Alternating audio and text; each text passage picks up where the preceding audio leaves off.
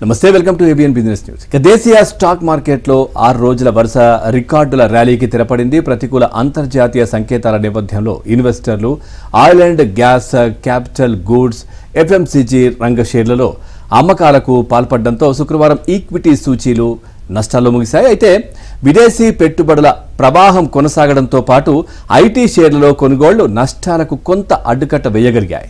ఇక వారాంతం ట్రేడింగ్ లాభాల్లోనే ప్రారంభమైనప్పటికీ ఆ తర్వాత గంటకే సెన్సెక్స్ నష్టాల్లోకి వెళ్లిపోయిన పరిస్థితి.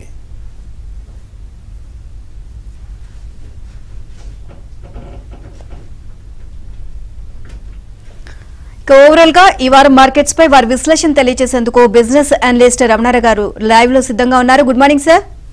గుడ్ మార్నింగ్ అండి.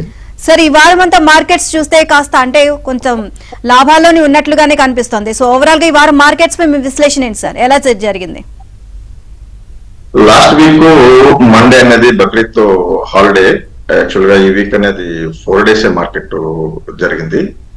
యాక్చువల్గా ఈ వీక్ లో యాక్చువల్గా గ్లోబల్ మార్కెట్స్ అన్ని కూడా despite of the pure global fuse negative trend లో ఉన్నప్పటికీ కూడా మన మార్కెట్స్ బాగా పర్ఫామ్ చేసినాయి.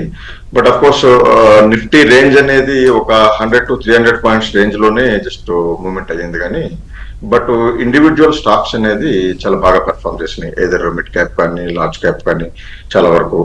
అయితే నిఫ్టీ అనేది 23,600 ఏ న్యూ హైట్ టచ్ అయ్యి మళ్ళీ కొద్ది కింద రావడం జరిగింది. అలాగే మిడ్ క్యాప్ ఇండెక్స్ కూడా ఒక న్యూ హై అరౌండ్ 56,000 వరకు రీచ్ అవ్వడం జరిగింది. మిడ్ క్యాప్ ఇండెక్స్ సెన్సెక్స్ కూడా 77,000 టచ్ అయింది. బ్యాంక్ నిఫ్టీ ఒక 2,000 పాయింట్స్ రైజ్ ఉంది. ఓన్లీ బ్యాంక్ నిఫ్టీ అనేది బాగా పర్ఫార్మ్ జరిగింది. హెచ్డిఎఫ్సి బ్యాంక్ కానీ, తర్వాత కోటక్ మహీంద్రా బ్యాంక్ కానీ, ప్రైవేట్ సెక్టర్ బ్యాంక్స్ అన్ని కూడా బాగా పార్టిసిపేట్ చేసినందువలన బ్యాంక్ నిఫ్టీ అనేది కొద్దిగా బాగా మూవ్మెంట్ అయింది. తర్వాత ఈ వారం ఏం జరిగిందంటే ఎఫ్ఐఎస్ అందరూ కూడా వాళ్ళ short positions after counting day తర్వాత June 4th తర్వాత షార్ట్స్ అన్ని కూడా కవర్ చేసుకోవడంతో మార్కెట్ అనేది ఎక్కడ కూడా నెగిటివ్ ట్రెండ్ అనేది లేకుండా అంత పాజిటివ్ ట్రెండ్ తోటి మూవ్ అయింది. తర్వాత ఎఫ్ఐఎస్ అనేది 9,100 crores నెట్ బయింగ్ చూసాము. అలాగే డొమెస్టిక్ ఇన్స్టిట్యూషన్స్ కూడా 9,600 crores బయింగ్. అంటే ఇద్దరు కూడా బయింగ్ లోనే ఉన్నారు. This figures is inclusive of block deals కొన్ని జరిగినాయి. బ్లాక్ డీల్స్ అమౌంట్ తో కలిపి ఇది both are bought 9,000 change crores. తర్వాత వాలటిలిటీ ఇండెక్స్ అనేది కూడా అరౌండ్ 13 to 13.5 చాలా తక్కువ లో బ్యాండ్ లో మూవ్ అయింది. వాలటిలిటీ ఇండెక్స్ అనేది కూడా 50 basis points తో మాత్రమే మూవ్ అయింది. అనేది పెద్ద వాలటిలిటీ అనేది ఏం లేదు ఈ వారం మార్కెట్ లో. అయితే individual stocks, mid cap and small caps కూడా ఎక్సలెంట్ పర్ఫార్మెన్స్ ఇచ్చినాయి. సరే, సెన్సెక్స్ అనేది ఇండెక్స్ మూవ్మెంట్ లో పార్ట్ కింద అప్ అండ్ డౌన్ కొద్దిగా జరిగినప్పటికీ కూడా బట్ ఇండివిజువల్ స్టాక్స్ అనేది దానికి ఎఫెక్ట్ ఏం జరగకుండా బాగా మూవ్ అయినాయి ఇండివిజువల్ స్టాక్స్. సెన్సెక్స్ మేనేజ్మెంట్ లో పార్ట్ కింద నిఫ్టీ కానీ సెన్సెక్స్ కానీ హియర్ అండ్ దేర్ మూవ్మెంట్ కొద్దిగా ఇవ్వడం జరిగింది. కానీ బట్ ఇండివిజువల్ స్టాక్స్ అనేది బాగా పర్ఫార్మ్ చేసినాయి ఈ వారం. సార్, ఆయిల్ రంగ షేర్స్ ఏ విధంగా ఉన్నాయి సార్? ఈ టైంలో ఇన్వెస్ట్ చేయడం బెటరే అంటారా? బెటర్ అండి. HPCL, BPCL. హెచ్పిసిఎల్ ఏమో 1:2 షేర్స్ లో అది స్ప్లిట్ అయింది, ఇవ్వడం జరిగింది. అలాగే బీపీసీఎల్ 1:1 బోనస్ ఇవ్వడం వల్ల 50% ఆ స్టాక్ పడింది. 1:1 బోనస్ వల్ల. అంతేగాని ఆయిల్ అండ్ గ్యాస్ పెద్ద ఇబ్బంది ఏం లేదు. పెట్రోనెట్ బాగానే పెర్ఫార్మ్ చేసింది. హెచ్పిసిఎల్, బీపీసీఎల్, ఐఓసి, అలాగే గుజరాత్ గ్యాస్ ఒక 10-15 రూపీస్ మూవ్మెంట్ లోను. కొన్ని ఆయిల్ అండ్ గ్యాస్ మాత్రం సెక్టర్ ఒక రేంజ్ బౌండ్ లో బాగానే ఉంది, నెగిటివ్ ట్రెండ్ అయితే ఏం లేదు. అలాగే మీకు పాజిటివ్ సెక్టర్స్ చూసుకుంటే కనుక ఐటీ సెక్టర్ ఒకటి, నెక్స్ట్ ఫైనాన్షియల్ సర్వీసెస్, ఎక్కువ ప్రైవేట్ సెక్టర్ బ్యాంక్స్ అనేది బాగా పార్టిసిపేట్ చేసినాయి. ఇంకా మిడ్ అండ్ స్మాల్ క్యాప్ అయితే గత 15 days నుంచి మనం చెప్తానే ఉన్నాం. బట్ ర్యాలీ స్టార్ట్ అవ్వకముందే మనం చెప్పాం mid and small caps valuations బాగున్నాయి. ఆల్రెడీ 3 months గ్యాప్ వచ్చింది బికాస్ ఆఫ్ దిస్ ఈ వార్నింగ్ గురించి. బట్ చాలా బాగున్నాయి, మిడ్ క్యాప్ వాల్యుయేషన్స్ లో ఉన్నాయి అనుకున్నాం. అలాగే ఈ 15 days లో కొన్ని స్టాక్స్ అయితే 50 to 60% రిటర్న్స్ ఇచ్చిన స్టాక్స్ కూడా ఉన్నాయి ఈ 10 days 15 days లో. మిడ్ అండ్ స్మాల్ క్యాప్స్ బాగా పర్ఫామ్ చేస్తాయి. తర్వాత నెగిటివ్ లో ఏంటంటే నెగిటివ్ ట్రెండ్ లో ఎఫ్ఎంసీజీ ఒకటి, ఎనర్జీ ఆర్ పవర్ సెక్టర్ ఒకటి, తర్వాత ఆటో సెక్టర్ ఒకటి కొద్దిగా నెగిటివ్. అది కూడా ఎఫ్ఎంసీజీ అనేది యాజ్ ఎ డిఫెన్సివ్ కింద ఉండబట్టి వాటిలో ఏంటంటే ఈవెంట్ మొన్న లాస్ట్ 10 days బ్యాక్ అది కొద్దిగా బాగా అప్పర్ సైడ్ వెళ్ళి అలాగే ప్రాఫిట్ బుకింగ్ తీసుకోవడం తోటి అవి కొద్దిగా ఈ వారం నెగిటివ్ గా పెర్ఫామ్ చేస్తున్నాయి. ఇంకోటి ఏంటంటే ఫెర్టిలైజర్ స్టాక్స్ అనేది హెడ్ ఆఫ్ జిఎస్టీ మీటు కొద్దిగా బాగా మంచి మూవ్మెంట్ వచ్చింది ఫెర్టిలైజర్ సెక్టర్ లో 22 బిట్వీన్ 30% వరకు బాగా మంచి రేంజ్ వచ్చింది.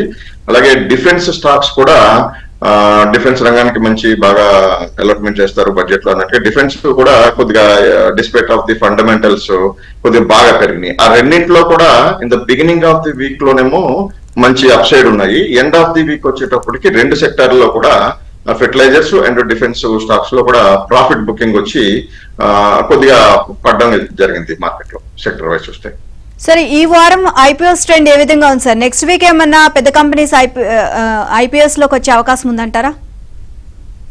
నెక్స్ట్ వీక్ లో ఒక దిండిగల్ ఫార్మ్ అని ఒక ఐపీఓ ఉంది, తర్వాత స్టాన్లీ లైఫ్ స్టైల్ అని 2 ఐపీఓస్ ఉన్నాయి. యాజ్ పర్ ఐపీఓ ఇన్ఫర్మేషన్ మనం మాట్లాడుకున్నట్లయితే యాజ్ పర్ primedatabase.com లో 55 companies are coming to IPOs. వాళ్ళు మనీ రేజ్ చేయడం కోసం అప్రాక్సిమేట్లీ 68,000 crores వరకు మనీ రేజ్ చేయడం కోసం వాళ్ళు coming in the coming months అనమాట. తర్వాత సో ఈ ఫైనాన్షియల్ ఇయర్ లో మనకి ఒక 7 ఇష్యూస్ వరకు పబ్లిక్ ఇష్యూస్ వరకు ఒక 20,000 crores వరకు మొబిలైజ్ చేసినాయి ఇన్ దిస్ ఫైనాన్షియల్ ఇయర్. తర్వాత ఇంకా పెద్ద ఐపీఓస్ చూస్తే కనుక మీకు ఒక పైప్ లైన్ లో ఉన్న ఐపీఓస్ ఏమున్నాయంటే స్విగ్గీ ఒక 8,000 crores, తర్వాత ఓలా ఎలక్ట్రికల్ అనేది 5,500 crores, తర్వాత మేజర్ డిపాజిటరీ అనేది NSDL national securities depository limited అనేది ఎన్ఎస్డిఎల్ ఒక 4,005 crores సెబీ నుంచి ఇది రావడం జరిగింది. అవి పైప్ లైన్ లో ఉన్నాయి. టోటల్ గా ఏంటంటే ఒక బిగ్గెస్ట్ ఐపీఓ ట్రెండ్ అనేది కమింగ్ మంత్స్ లో రావడానికి హ్యూజ్ మనీ ఉందన్నమాట IPOs regarding that. Sir, next week markets ఏ విధంగా ఉండొచ్చు సార్? న్యూ హైకి చేరుకునే అవకాశాలు ఉన్నాయా? ఈ ర్యాలీ ఇంకా కంటిన్యూ అవ్వచ్చు అంటారా?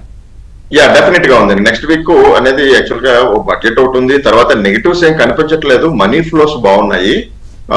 ఇంట్రాడే లో మార్కెట్ ఏమన్నా అటు ఇటు కొద్దిగా ఫ్లక్చువేషన్స్ వచ్చినప్పుడు కూడా వేరే ఇండివిజువల్ స్టాక్స్ అనేది బాగా పెర్ఫార్మ్ చేస్తున్నాయి. Only stock selection is our part అనమాట. మనం ఏ స్టాక్ కొంటున్నాము, ఏది ఎప్పుడు మనం కొంటున్నాము, ఎప్పుడు ప్రాఫిట్ బుక్ చేస్తున్నామా లేకపోతే హోల్డ్ చేస్తున్నామా, స్టాక్ ని బట్టి ఫండమెంటల్ ని బట్టి ఉంటుంది. మార్కెట్ అనేది పాజిటివ్ ట్రెండ్ లోనే ఉంది. కమింగ్ బడ్జెట్ కూడా ఉంది, నెగిటివ్ ట్రెండ్స్ ఏం కనిపించట్లేదు. ఒకవేళ గ్లోబల్ మార్కెట్స్ లో ఏమన్నా నెగిటివ్ అవి మైనస్ ఉన్నా కూడా మన market just because of the liquidity flows, psychology, sentiment అన్ని ఇంక్లూడ్ అయ్యి మార్కెట్ అనేది కొద్దిగా చాలా పాజిటివ్ గా ఉంది. ముందుకు వెళ్ళడానికి అవకాశం ఉంది 24,000 టచ్ అయ్యే వరకునే. ఈ రోజు ఒక జిఎస్టీ మీట్ అనేది కూడా ఉంది. తర్వాత ఆల్కహాలిక్ పాలసీ మీద, జిఎస్టీ ట్యాక్సెస్ మీద, ఆల్కహాలిక్ దాని మీద చేయడానికి ఉంది. అలాగే ఫెర్టిలైజర్స్ మీద కూడా జిఎస్టీ డెసిషన్ తీసుకునేది ఒకటి ఉంది. ఇంకొక చిన్న థ్రెట్ ఏంటంటే పట్టించుకునేది కాదు కానీ పెద్దగా ఒక క్రూడ్ ఆయిల్ అనేది 80 అబోవ్ ట్రేడ్ అవుతుందండి. బ్రెంట్ క్రూడ్ $85 ఉంది, అదొక చిన్నది. ఇంకోటి ఏంటంటే మార్కెట్ కరెంట్లీ బయాన్ డిక్లైన్సే కానీ బట్ మార్కెట్ పెద్ద కరెక్షన్ ఏమి ఎక్స్పెక్ట్ చేయట్లేదు. చిన్న ప్రాఫిట్స్ బుకింగ్ జరిగితే జరగచ్చు, but not a panic selling kind of A market అండి. తర్వాత ఏమో ఏదైనా ఎఫ్ఎంసీజీ కౌంటర్స్ లోను సేఫెస్ట్ ట్రేడ్ చేయడం బెటర్ అని చెప్పేసి నేను అనుకుంటున్నాను. పాజిటివ్ ట్రెండ్ మార్కెట్ కి ఏంటంటే కమింగ్ ఇయర్స్ లో కూడా government of India plans to raise military exports కూడా ఒక రీసెంట్ గా న్యూస్ ఏంటంటే ఒక 50,000 crores కూడా మిలిటరీ ఎక్స్పోర్ట్స్ అనేది. తర్వాత డిఫెన్స్ ఎక్స్పోర్ట్స్ కూడా ఒక లాస్ట్ ఫైనాన్షియల్ ఇయర్ లో 21,000 crores రీచ్ అయింది. అలాగే గవర్నమెంట్ ఎక్స్పెండిచర్ అనేది బాగా పెరుగుతూ ఉంది. ఆ సెక్టర్ లో ఏ సెక్టర్ లో మనం గవర్నమెంట్ ఎక్స్పెండిచర్ బాగా పెరుగుతుందో చూసుకుని ఆ సెక్టర్ లో ఇన్వెస్ట్ చేయడము. మోస్ట్ ప్రాబబ్లీ ఏంటంటే మార్కెట్ అనేది పాజిటివ్ ట్రెండే ఉంది కాబట్టి ఇంకా పైకి వెళ్ళడానికి అవకాశం ఉంది. మంచి స్టాక్స్ చూసుకుని మంచి స్టాక్స్ లో మనం సెలెక్టెడ్ స్టాక్స్ లో చూసుకుని ప్రాఫిట్ తీసుకోవడం అనేది బాగుంది. ఎక్కువగా మీకు ఏంటంటే లో ఈక్విటీ షేర్స్ అనేది దొరకట్లేదు మార్కెట్ లో. మంచి కంపెనీస్ లో ఈక్విటీ షేర్స్ అలా అనేది కొద్దిగా దొరకట్లేదు అనమాట. సో మనం ఏంటంటే ట్రేస్ చేయడం అనేది మన పార్ట్. మంచి షేర్స్ అనేది ట్రేస్ చేసుకుని సెక్టర్ వైజ్ గా రొటేషన్ అవుతున్నాయి. మెయిన్ అది అర్థం చేసుకోవాలి మనం. స్టాక్ రొటేషన్, సెక్టర్ రొటేషన్ ఎక్కువ అవుతుంది మార్కెట్ లో. దాన్ని బట్టి మనం ముందుకెళ్తే కనుక మార్కెట్ అంతా కూడా ఎక్కువగా పాజిటివ్